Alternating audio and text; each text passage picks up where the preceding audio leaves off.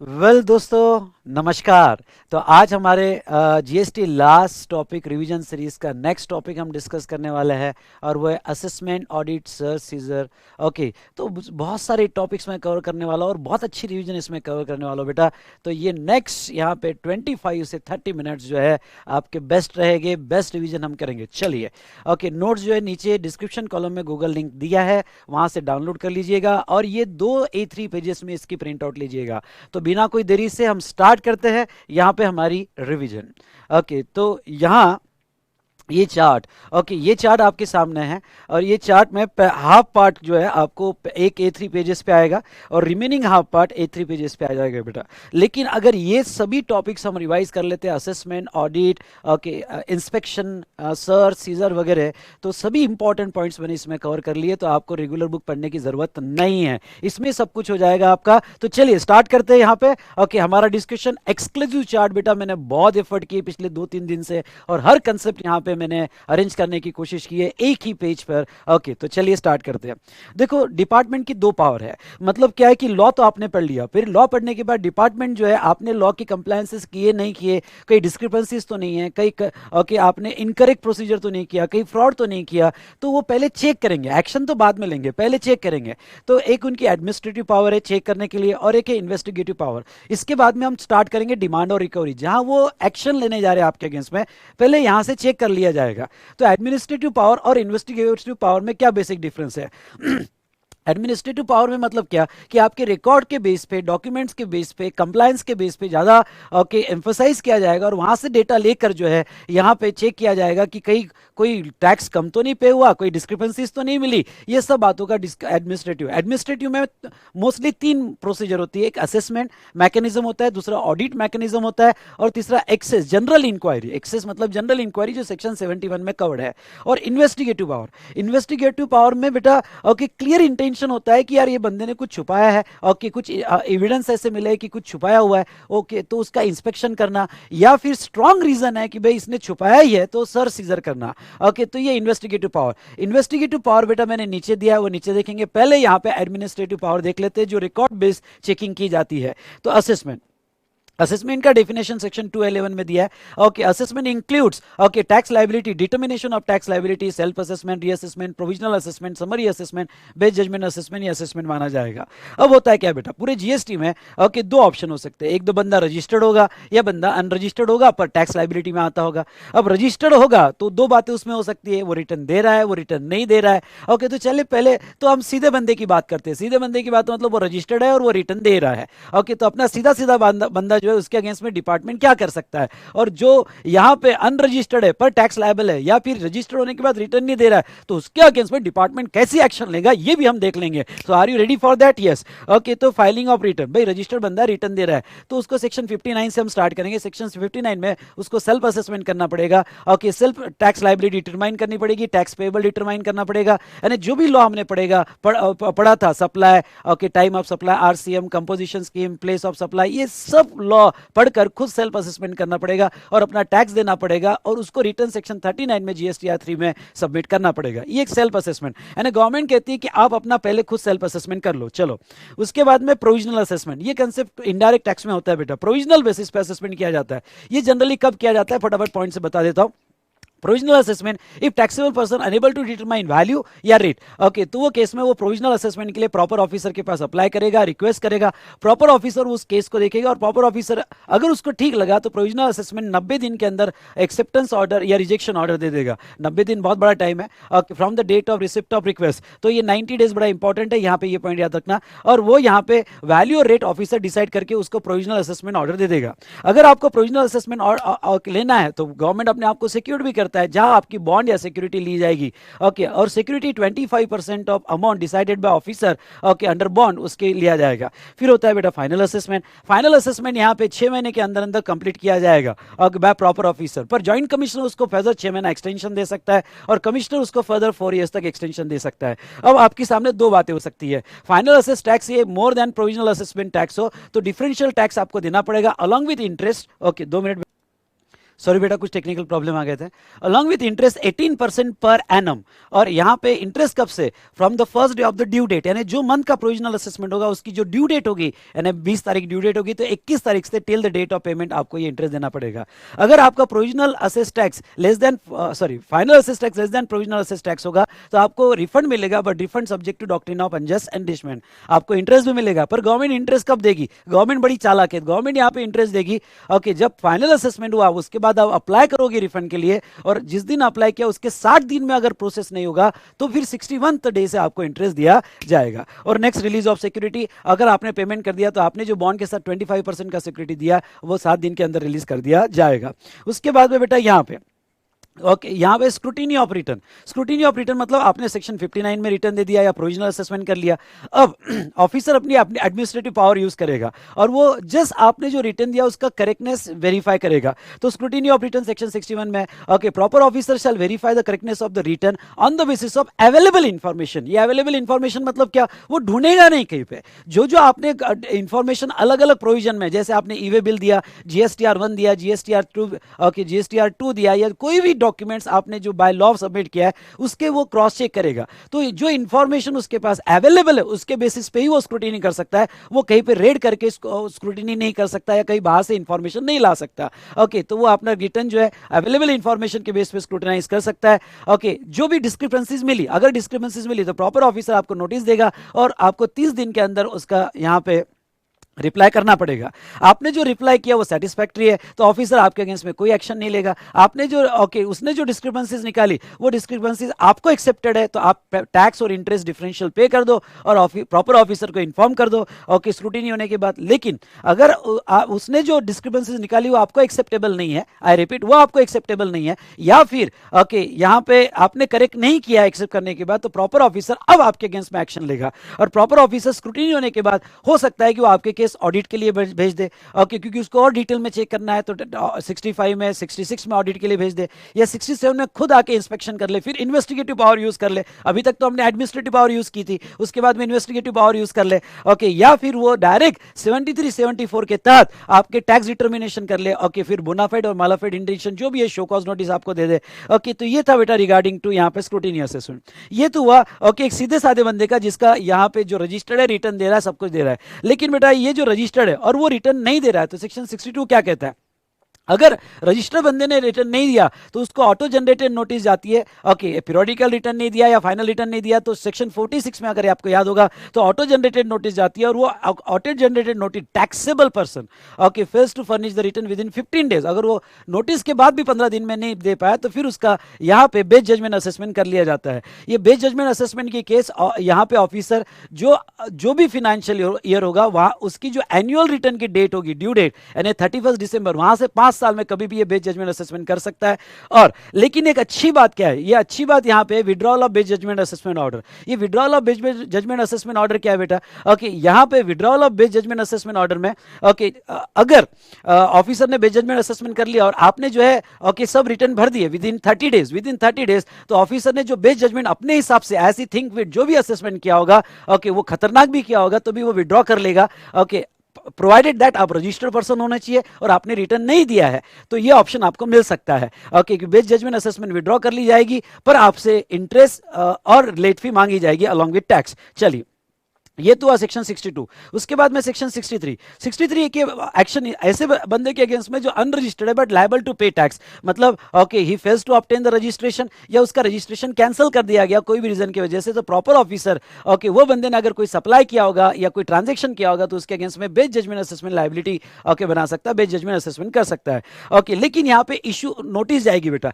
62 में क्या था, 62 में ऑटो जनरेटेड नोटिस सेक्शन 46 की चलेगी, इसलिए बाद में अपॉर्चुनिटी ऑफ बीइंग हर्ड देने की कोई जरूरत नहीं क्योंकि नोटिस ऑलरेडी चली गई और 15 दिन में आपने कोई रिप्लाई नहीं किया। पर यहाँ पे बेटा ओके नोटिस जाएगी, यहाँ 15 डेज टाइम दिया जाएगा फॉर रिप्लाई ओके, जो भी बेस जजमेंट के लिए ग्राउंड्स लिए गए वो ग्राउंड्स का समरी रिपोर्ट अपलोड किया जाएगा ओके, कि भाई कौन से बेस पे डेटा कहां से लाया गया और कैसे बेस जजमेंट असेसमेंट किया उसका अपलोड किया जाएगा और यहाँ पे अपॉर्चुनिटी ऑफ बीइंग हर्ड दिया जाएगा। दूसरी बात बेटा यहाँ पे 5 साल के अंदर from the due date of annual return ये बेस जजमेंट असेसमेंट हो सकता है। अब 62 और 63 में फर्क क्या है, 62 और 63 में डिफरेंस बेटा ये है कि 62 में जो है यहां पे ओके ऑर्डर विड्रॉ हो सकती है अगर आप रिटर्न देते हो। यहां पे ऐसा नहीं है, यहां पे बेटा एक बार बेस जजमेंट असेसमेंट हो गया तो डायरेक्ट बेस जजमेंट असेसमेंट है और डायरेक्ट पेनल्टी का एक्शन सेक्शन 122 में होता है। सेक्शन 122 में डायरेक्ट इसके ऊपर पेनल्टी लगा दी जाती है और कोई ऑर्डर विड्रॉ नहीं होगा। बड़ा खतरनाक है, इसलिए अगर आपको फ्रॉड भी करना है तो रजिस्टर्ड करके आप रिटर्न मत दो तो ज्यादा अच्छा है, एटलीस्ट आपको ऑप्शन तो मिलता है। लेकिन अनरजिस्टर्ड हो और रिटर्न भी नहीं दे रहे हो तो जो बेस जजमेंट हो गया वो फाइनल है बेटा, फिर ओके डायरेक्ट 122 का पेनल्टी लगता है, एक्सेट्रा एक्सेट्रा। तो ये हमने देखा असेसमेंट। उसके बाद में बेटा समरी असेसमेंट। समरी असेसमेंट क्या है? ओके अगर कोई ऐसी इंफॉर्मेशन ऑफिसर को मिली जहां ये पता चलता है कि ये बंदे की टैक्स लायबिलिटी, हो सकता है ट्रक को रोका गया, हो सकता है बाहर से इंफॉर्मेशन मिली, हो सकता है वेबसाइट से इंफॉर्मेशन मिली, तो ऐसे केस में यहां पे ऑफिसर को पता चला कि ये बंदे की जितनी एक्चुअल लायबिलिटी होनी चाहिए उससे बहुत कम पे कर रहा है और अगर हमने इमीडिएट एक्शन नहीं ली तो रेवेन्यू अफेक्ट हो सकता है, तो एडिशनल कमिश्नर और ज्वाइंट कमिश्नर ओके इनका परमिशन लेके ये समरी असेसमेंट ऑर्डर इशू कर सकते हैं। लेकिन बाद में अगर पता चलता है कि समरी असेसमेंट ऑर्डर इरोनियस है तो वो अपना समरी असेसमेंट ऑर्डर विड्रॉ कर देंगे ओके विद इन 30 डेज और यहां पे जहां तक 73-74 की प्रोसीडिंग इनिशिएट कर देंगे। और डीम टैक्सेबल पर्सन, अगर समझ लो कोई okay taxable person is not ascertainable और गुड्स ऐसा गुड्स पता चला कि जिसके ऊपर टैक्स नहीं दिया है और वो ड्राइवर है या कोई भी बंदा है लेकिन उसका ओनर का नाम सामने नहीं आ रहा है, तो जिसके पोजीशन में गुड्स है वो यहाँ पे टैक्सेबल पर्सन मान लिया जाएगा और उसको टैक्स देना पड़ेगा। तो ये पूरा असेसमेंट प्रोसीडिंग हमने देखा। ओके दोस्तों, आई होप आपको ये पूरा ओके असेसमेंट कंसेप्ट रिवीजन जो है पसंद आया होगा। चलिए नेक्स्ट बेटा हम देखेंगे ऑडिट। ऑडिट यहाँ ऑडिट का मीनिंग जो दिया है एग्जामिनेशन ऑफ रिकॉर्ड्स रिटर्न, जो सेक्शन 213 में दिया है, रिटर्न या other documents under this act also verify the correctness of tax paid, refund claim, ITC okay और whatever the other compliances made under this act, उसको कहा जाता है ऑडिट। ओके जीएसटी में 3 टाइप के ऑडिट की provisions रखी है। कौन से 3 टाइप के ऑडिट की प्रोविजन रखी है? सेक्शन 65 में डिपार्टमेंटल ऑडिट, तो सेक्शन देख लो, section 59 self assessment, 60 provisional assessment, 61 scrutiny assessment, 62 okay यहाँ पे best judgement assessment of registered person, 63 best judgement assessment of unregistered person, 64 summary assessment, 65 देखो डिपार्टमेंटल ऑडिट। डिपार्टमेंटल ऑडिट क्या होता है कि बहुत सी बार ओके आपका स्क्रूटिनी हुआ और स्क्रूटिनी में डिस्क्रिपेंसीज पता चली तो डिपार्टमेंटल ऑडिट होता है, या फिर ओके गवर्नमेंट के नोटिफिकेशन के हिसाब से अब आएगा जीएसटी में, पर जब भी है फ्रीक्वेंटली जो है और डिपार्टमेंट ऑडिट कर सकता है पीरियोडिकली, और फ्रीक्वेंटली नहीं पीरियोडिकली डिपार्टमेंटल ऑडिट कर सकता है जहां उन्हें ऐसा लग रहा है कि ये कॉम्प्लिकेशंस इन्वॉल्व है। ओके ये डिपार्टमेंटल ऑडिट कब होते हैं बेटा? देखो यहाँ पे ये ऑडिट जो है कमिश्नर ऑथराइज करता है या कमिश्नर ऑथराइज ऑफिसर खुद होकर ऑडिट करेंगे और ये सिर्फ रजिस्टर्ड पर्सन के होंगे। ख्याल रखना ये पूरे पढ़ते वक्त रजिस्टर्ड पर्सन और टैक्सेबल पर्सन, रजिस्टर्ड पर्सन बोला तो स्कोप लिमिटेड हो जाता है और टैक्सेबल पर्सन मतलब वो भी पर्सन हो जाए जो रजिस्टर्ड नहीं है बट लायबल टू रजिस्टर्ड है, तो उसके ऊपर उसके अगेंस्ट में भी एक्शन ली जा सकती है। तो पढ़ते वक्त ध्यान देना आरपी है या टैक्सेबल पर्सन है, टीपी है। तो ऐसे केस में अगर जिसका भी ऑफिस रजिस्टर्ड पर्सन का यहाँ पे ऑडिट करवाना है उनको 15 दिन प्रायर नोटिस दी जाएंगे कि भाई आपका ऑडिट होगा ना। ऑडिट पीरियड जो है पूरा फाइनेंशियल ईयर भी लिया जा सकता है या क्वार्टर भी लिया जा सकता है, जैसे स्टैट्यूटरी ऑडिट में ओके सेक्शन 35 में फाइनेंशियल ईयर लिया जाता है, पर यहाँ पे नहीं, डिपार्टमेंट मंथली भी कर सकता है, क्वार्टरली कर सकता है या फिर पूरा फाइनेंशियल ईयर भी लिया जा सकता है। उसके बाद में time limit of completion of audit, ये 3 महीने from the date of commencement. Okay date of commencement में 3 महीने के अंदर खत्म होना चाहिए, जिसका एक्सटेंशन और 6 महीने मिल सकता है। कमेंसमेंट ऑफ ऑडिट कब बोला जाएगा? क्योंकि वहां से 3 महीने निकाले जाएंगे, तो जिस दिन आपने सभी इंफॉर्मेशन और डेटा रिकॉर्ड्स अवेलेबल करवा दिए ओके, या फिर ओके यहाँ पे आपके प्लेस ऑफ बिजनेस पे डिपार्टमेंट आया ओके, एक तो डिपार्टमेंट के ऑफिस पे ऑडिट हो रहा होगा तो आपने पूरे रिकॉर्ड दे दिए, या फिर ओके ऑफिसर जो आपके प्लेस ऑफ बिजनेस पे आया होगा वहां से 3 महीना लिया जाएगा, कमेंसमेंट कहा जाएगा। कंडक्ट ऑफ ऑडिट, ऑडिट जो है यहाँ पे रजिस्टर, जब भी ऑडिट कंडक्ट होगा तो रजिस्टर पर्सन की कुछ जिम्मेदारी है। Register person shall facilitate the verification of accounts and record, provide information authority as required and render the assistance to the proper officer. और यहाँ प्रॉपर ऑफिसर जो है, हाँ एक पॉइंट रह गया, प्लेस ऑफ ऑडिट। ऑडिट क्या हो सकता है? Audit place of business of registered person आपके प्लेस पे भी हो सकता है या डिपार्टमेंट के ऑफिस में भी ये ऑडिट हो सकता है। उसके बाद में बेटा ऑडिट फाइंडिंग्स और ऑब्जर्वेशन इंटीमेट किए जाएंगे और 30 दिन में उसका रिप्लाई किया जाएगा। और अगर इस ऑडिट में पता चला कि कोई टैक्स अवॉइडेंस हुआ है या इवेजन हुआ है या रॉन्ग आईटीसी अवेलमेंट हुआ है तो 73-74 की एक्शन ली जाएगी। ओके तो सेक्शन डिमांड एंड रिकवरी की वो मैं पढ़ाऊंगा। उसके बाद में सेक्शन 66 स्पेशल ऑडिट। ओके कौन से सिचुएशन में ड्यूरिंग कोई स्क्रूटिनी चालू है, हाँ ये ख्याल रखना स्पेशल ऑडिट कब होता है? कोई स्क्रूटिनी चालू है डिपार्टमेंट की, इंक्वायरी इन्वेस्टिगेशन और एनी प्रोसीडिंग डिपार्टमेंट की चालू है, उसमें पता चला कि भाई वैल्यू करेक्टली बताया नहीं गया है या रॉन्गली अवेलमेंट ऑफ आईटीसी लिया गया है, तो यहाँ पे जो है ये स्पेशल ऑडिट ऑडिट किए जाएंगे। तो स्पेशल ऑडिट दो ही केस में वैल्यू करेक्टली डिक्लेयर नहीं है या wrong availment of ITC. Now यहाँ direction of audit, okay audit direction commissioner okay देगा और कमिश्नर कहेगा कि भाई ये बंदे पर्टिकुलर बंदे की बुक्स ऑफ अकाउंट या रिकॉर्ड्स ऑडिट करवा लो। नोट, एक ये नोट बड़ी इंपॉर्टेंट है, ये special audit in addition to other audit है। मतलब हो सकता है आपका स्टैट्यूटरी ऑडिट हो गया होगा, हो सकता है डिपार्टमेंटल ऑडिट हो गया होगा, लेकिन उससे कोई फर्क नहीं पड़ता है कि ये स्पेशल ऑडिट ये अलग ही रहेगा, इसका स्टैट्यूटरी ऑडिट से कोई लेना देना नहीं है। उसके बाद में स्पेशल ऑडिट जो करेगा वो CA CM nominated by commissioner करेगा, जिसको 90 दिन के अंदर अपनी रिपोर्ट देनी पड़ेगी, जो फर्दर एक्सटेंडेबल टाइम है 90 डेज। ऑडिट एक्सपेंसेस यहाँ पे असेसी बेयर नहीं करेगा, मतलब रजिस्टर पर्सन बेयर नहीं करेगा, ऑडिट एक्सपेंसेस जो डिपार्टमेंट बेयर करेगा कमिश्नर। और यहाँ अगर टैक्स अवॉर्डेंस से wrongly availment of ITC detect हुआ तो 73-74 की प्रोसीडिंग की जाएगी। और स्टैट्यूटरी ऑडिट सेक्शन 35(5) मैं ऑलरेडी इसको पढ़ा चुका हूँ और क्या अकाउंट्स एंड रिकॉर्ड्स में, जहां पे 2 करोड़ के ऊपर आपको सीएसीएमएस से स्टैट्यूटरी ऑडिट कराना पड़ेगा और 18, 19, 20 के लिए 5 करोड़ का लिमिट दिया गया है, जहां आपको ऑडिटेड एनुअल अकाउंट और रिकंसिलेशन स्टेटमेंट अटैच करना पड़ेगा। ओके, रिकॉर्ड्स में मैंने बताया है। एडमिनिस्ट्रेटिव में असेसमेंट हो गया, ऑडिट हो गया। चलो बेटा एक्सेस ले लेते हैं। Access to the business premises, देखो एक्सेस का मतलब क्या है कि इंस्पेक्शन नहीं हो रहा है या सर्च नहीं हो रहा है, एक जनरल इंक्वायरी, भाई चलते फिरते ऑफिसर आ रहा है ओके, और वो देख रहा है कि आपने बराबर रिकॉर्ड्स मेंटेन किए क्या। हमारे पास कोई रीजन नहीं है कि आपने फ्रॉड ही किया होगा, हमारे पास कोई स्ट्रॉन्ग रीजन नहीं है कि आपने कोई टैक्स इवेजन किया है, लेकिन जस्ट एक जनरल इंक्वायरी जो है आपके बिजनेस प्लेस पे आके की जाती है, जिसको कहते हैं access to business premises section 71 में।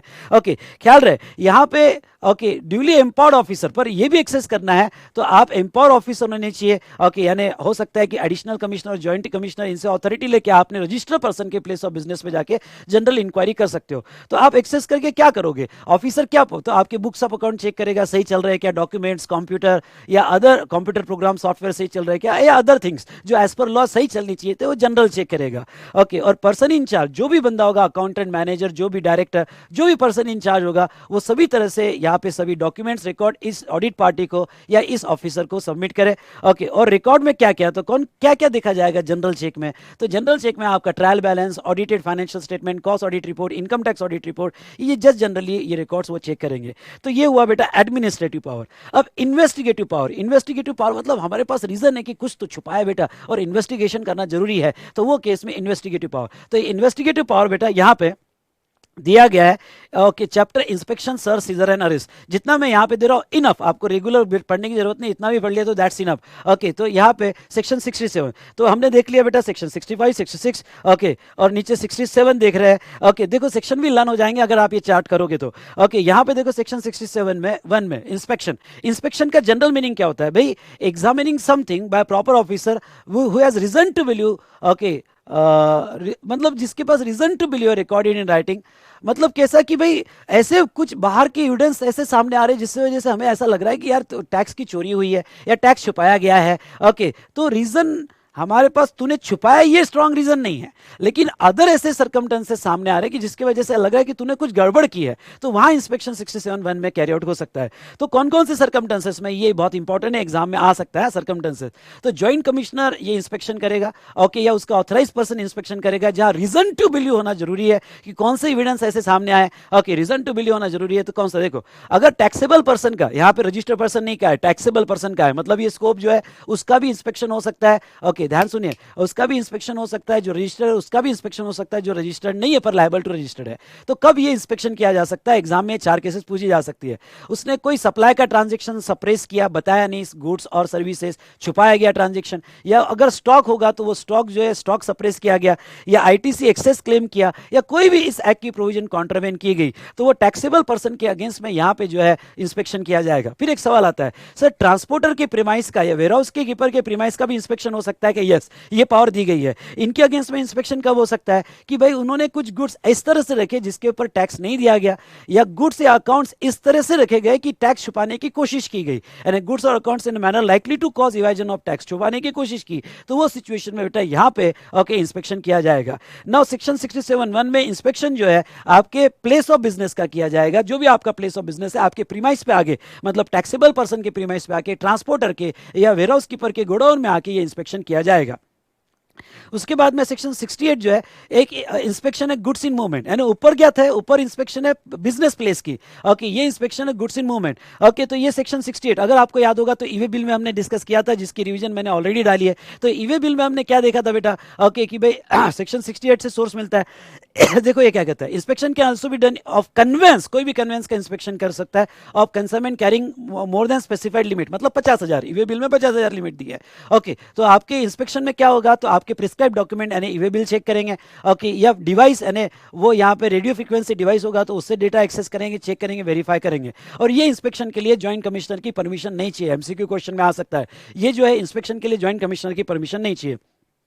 ये था 67(1) और 68। 67(2) search and seizure. Okay, search and seizure मतलब क्या, अब यहाँ पे सर्च का मतलब okay an attempt to find something, search मतलब attempt to find something, discover evidence of crime, मतलब ये तो कंफर्म हो गया कि ये बंदे ने क्राइम किया है पर एविडेंस चाहिए यार। ओके, पूरी तरह से क्लियर है कि समझ में आ रहा है कि क्राइम किया पर एविडेंस चाहिए, तो वो केस में सर्च होता है। सर्च को थोड़ा रेड कहा जाता है, सीवियर एक्शन होती है। ओके, जैसा इंस्पेक्शन सॉफ्ट एंड एक्शन होती है तो सर्च एक सीवियर एक्शन होती है। ओके, यानी इंस्पेक्शन यानी सर्वे हुआ, और सर्च मतलब ओके पूरा लॉक वॉक कर दिया बेटा, सबको अंदर डाल दिया। ओके, तो रेड मूवी देखना तो आपको समझेगा किस तरह से सर्च होता है। रिक्वायरमेंट, सर्च करना है तो सर्च वारंट चाहिए जॉइंट कमिश्नर का, उसके बाद में 2 लेडी ऑफिसर साथ में चाहिए, 2 इंडिपेंडेंट विटनेस चाहिए, पंचनामा वगैरह होगा। ओके, तो ये प्रोसीजर बुक में दिए, पढ़ लेना, पर कोई इतना इंपॉर्टेंट नहीं, मेन मेन पॉइंट्स मैंने यहाँ पे कवर कर लिए। अब ऑफिसर के पास पावर क्या है, ऑफिसर जो है प्रीमाइसेस का सर्च करेगा, और अगर गुड्स लायबल टू कॉन्फिस्केशन हो गए तो वो गुड्स को सीज कर लेगा, डिटेन कर लेगा। लेकिन बेटा सर्च और सीजर, ओके सीजर जो है यहाँ पे गुड्स का होता है या फिर डॉक्यूमेंट्स का होता है, सब डॉक्यूमेंट वो सीज कर लेगा, बुक सीज कर लेगा, थिंग्स सीज कर लेगा। ओके, नीचे मैंने टेबल में पूरा अच्छे से एक्सप्लेन किया, डिटेंशन यानी क्या होता है, सीजर यानी क्या होता है, किसका किसका डिटेंशन और सीजर हो सकता है, कॉन्फिस्केशन, अरेस्ट तो नीचे हम टेबल में देखेंगे। ओके, तो यहाँ पे सर्च में जरूरत पड़े तो आपका ओके डोर ब्रेक कर सकते हैं, अलमीरा बॉक्स वगैरह जो भी जिसको लॉक लगा है वो ब्रेक ओपन कर सकते हैं। ओके, प्रीमाइसेस को सील कर सकते हैं, किसी को आने जाने नहीं देंगे। आपके पास सेफ गार्ड क्या है, आपके पास सेफ गार्ड ये बेटा कि अगर कोई गुड सीज कर लिया गया तो शोकाज नोटिस की 30 दिन के अंदर या 6 महीने विच एवर इज लेटर, वो सीज गुड्स जो है आप कहोगे कि अभी वापस रिलीज करवा सकते हो। ओके, आप अपने डॉक्यूमेंट्स की फोटोकॉपीज ले सकते हो, inventory of seize goods to be made by officer, उसने जो इन्वेंटरी ओके बनाई उसका भी डिटेल्स आप ले सकते हो। तो ये था बेटा यहाँ पे रिगार्डिंग टू क्या, सर्च एंड सीजर। ओके, जो समरी में मैंने कवर किया, अरेस्ट, अरेस्ट सेक्शन 69 में कवर्ड है। Okay, commissioner who has reason to believe that authorise, okay reason to value, जिसके पास रीजन है कि कुछ बंदे ने ऑफेंसेस किए, सेक्शन 132 के, वो ऑफेंस एंड पनिशमेंट में पड़ा होगा, तो 132 के ऑफेंसेस किए और अमाउंट 2 करोड़ से ज्यादा है तो वो अरेस्ट कर सकता है, टैक्सेबल पर्सन हो, ट्रांसपोर्टर हो या वेयर हाउस कीपर हो। ओके, वो उनको अरेस्ट कर सकता है। ओके, जहां तक 72 की बात करें बेटा, 72 में जब ऑफिसर कोई यहाँ पे अरेस्ट करने जा रहा है या कुछ भी एक्शन लेने जा रहा है तो अदर ऑफिसर, पुलिस है, रेलवे है, कस्टम ऑफिसर है या सेंट्रल स्टेट गवर्नमेंट के ऑफिसर है, वो इनको हेल्प करेंगे। चलिए अब ये नीचे का टेबल फटाफट देख लेते हैं। देखो बेटा, जब भी रेड होती है, इंस्पेक्शन होता है, तो कौन कौन हमको मिलते हैं, गुड्स दिखता है, बुक्स दिखती है, अदर थिंग्स कंप्यूटर वगैरह है। ओके, पर्सन होता है, ओके जो वहाँ ऑथराइज या फिर रिस्पॉन्सिबल पर्सन है, कन्वेंस है, कन्वेंस का इन मूवमेंट अगर सर्च हो गया तो उसके बाद में अब आते ट्रांसपोर्टर। ट्रांसपोर्टर में ओके वही कन्वेंस भी है और ट्रांसपोर्टर भी है, तो ट्रांसपोर्टर भी तो रिस्पॉन्सिबल होता है ना। उसके बाद में वेयर हाउस में गुड्स पड़े हैं, हेवी गुड्स पड़े हुए हैं, और वेयर हाउस कीपर भी होता है, तो लोग इन्वॉल्व होते हैं, गुड्स इन्वॉल्व होते हैं, बुक्स इन्वॉल्व होते हैं, थिंग्स इन्वॉल्व होती है।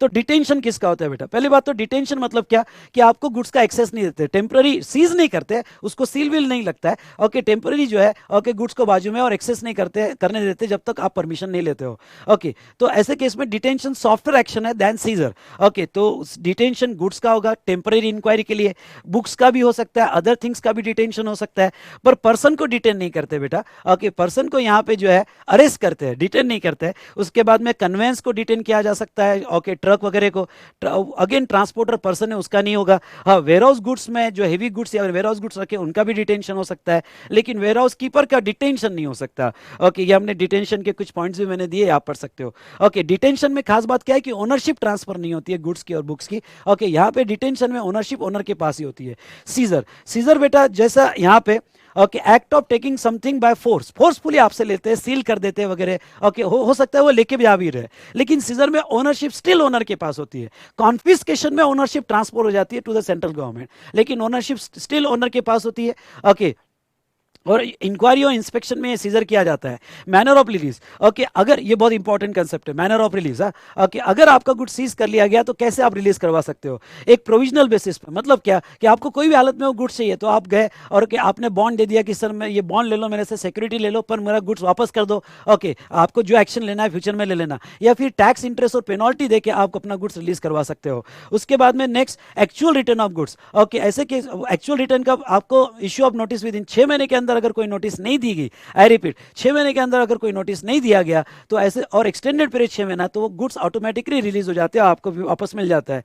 और disposal of goods by proper officer as notified by central government. अगर गुड्स पेरिशेबल गुड्स है, हजार्डियस गुड्स है, या स्टोरेज स्पेस हमारे पास अवेलेबल नहीं है, या डेप्रिसिएशन इन वैल्यू हो रही है, या अदर कोई रीजन होगा, तो यहाँ पे प्रॉपर ऑफिसर वो गुड्स को डिस्पोज कर सकता है।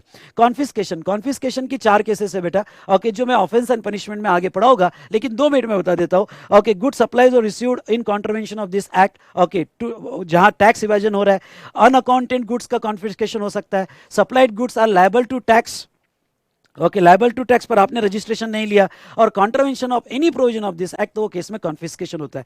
कॉन्फिस्केशन ऑलवेज गुड्स का होता है, जैसे सीज बेटा बुक्स का भी होता है, थिंग्स का भी होता है, लेकिन कॉन्फिस्केशन सिर्फ गुड्स का होता है। आई रिपीट, गुड्स का होता है, जो यहाँ पे टैक्सेबल गुड्स होते हैं। तो ये गुड्स फिर वो टैक्सेबल पर्सन के हो, या ट्रांसपोर्टर के हो, या वेयर हाउस कीपर के हो, गुड्स का कॉन्फिस्केशन होता है, जहाँ ओनरशिप, वेरी इंपॉर्टेंट पॉइंट, जहाँ ओनरशिप ओके गवर्नमेंट को ट्रांसफर हो जाती है। उसके बाद में बेटा समन बेटा यहाँ पे किसी का प्रेजेंस चाहिए तो समन और अरेस्ट ये पर्सन के अगेंस्ट में होते हैं, इसलिए सब जगह क्रॉस दिया है, और जहाँ पर्सन है ओके उनके अगेंस्ट में समन दिया जाता है। ओके, समन आपको लीगली दिया जाता है, और आपको या आपके रिप्रेजेंटेटिव को पेमेंट यहाँ पे रिप्रेजेंट करने के लिए प्रेजेंट होना जरूरी है, और bound to state the truth of suppliers matter, यानी उनको ट्रूथ बताना पड़ेगा।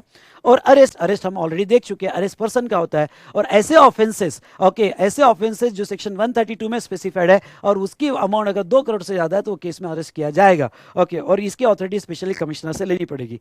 तो बेटा इस तरह से हमने यहाँ पे पूरा रिवीजन कंप्लीट किया। आई होप आपको ये रिवीजन बहुत अच्छी लगी होगी। ओके, आई होप आपको ये रिवीजन बहुत अच्छी लगी होगी बेटा। तो बस इतना ही कहूँगा कि रिवीजन अगर आपको अच्छी लगी तो लाइक जरूर कीजिएगा, और कमेंट जरूर दीजिएगा। कमेंट मेरे लिए नहीं बेटा, मुझे कोई ज़रूरत नहीं है, मैं 17 साल से जीएसटी पढ़ा रहा हूँ, ओके, मतलब इनडायरेक्ट टैक्स पढ़ा रहा हूँ, लेकिन आपके कमेंट पे दूसरे स्टूडेंट्स भी देखेंगे और उनको भी फ़ायदा हुआ, और आपका फ़ायदा हुआ तो उनको भी फ़ायदा चाहिए। तो चलिए, थैंक यू बेटा, मैं नेक्स्ट रिवीजन लेके आऊँगा। Thank you to all of you.